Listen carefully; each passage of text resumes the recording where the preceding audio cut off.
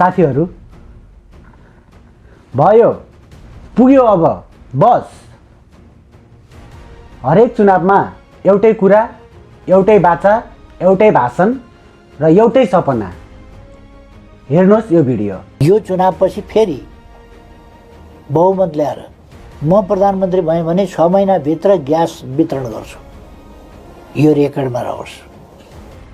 35 वर्षसम्म सम्पन्न नहुने कस्तो कार्य योजना हो यो? हामी नेपाली युवाहरू सोसल मिडियामा सधैँ गुनासो पोख्छौँ।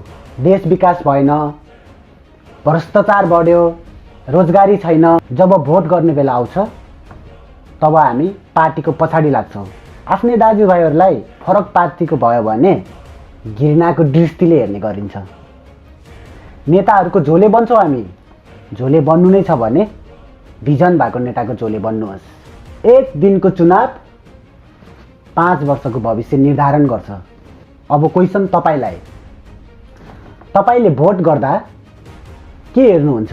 त्यो व्यक्तिको योजना या केवल पार्टीको नाम? हाम्रोलाई हैन, राम्रोलाई भोट गर्नुहोस्। भिडियो उपयोगी लागे शेयर गर्नुहोला र आफ्नो प्रतिक्रिया कमेन्टमा लेख्न नभुल्नुहोला। जय देश, जय नेपाल।